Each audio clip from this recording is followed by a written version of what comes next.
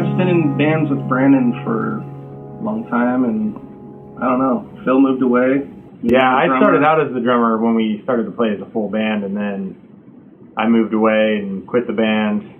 And then when I came back to town and came back to the band, they said, "You're not allowed to play drums anymore." Jay's taking over. There's a bass player playing drums now. This is probably one of the first songs I wrote that became a Stuffed Animal Baby song, even though it wasn't on How I Sing Now. It wasn't on the original record, the acoustic record that's just Brandon, but when we got copies of that record initially, there was a couple extra tracks on there, and this was one of them with the electronic drums. And so we were familiar with the song, but we always realized this was too weird to actually try to play it.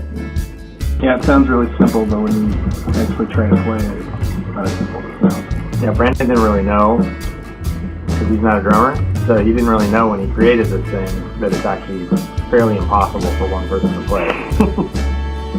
And I'm not a drummer, so well, I am a drummer, sort of. I think I eventually figured out how to somewhat play it.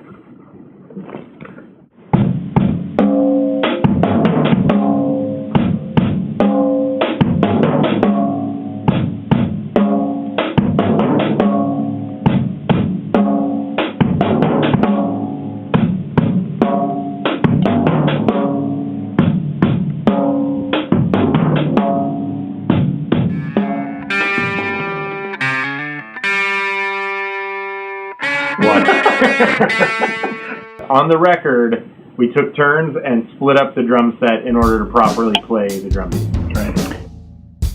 So as you can see, Jay's going off on the hi-hat right here. And then this next little part right here, you can see me on the background playing the rest of the kit. So that was the part that was kind of hard to mix in with the rest of the kit, is the hi-hats doing such a weird thing.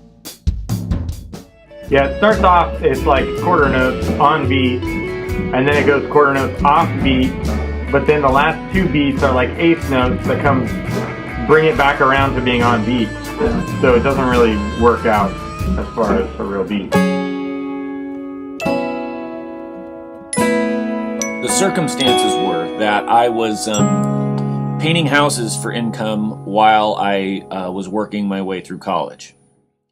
And by the time I was done with graduate school, I was feeling really good about myself going into that summer, but I didn't apply for any teaching jobs for the following fall. So before I knew it, it was August, and I was still painting houses. And the fall semester was starting, and I found myself on the roof of this house in the Inland Empire, and it was about 110, 115 degrees. It was a crazy, crazy hot day.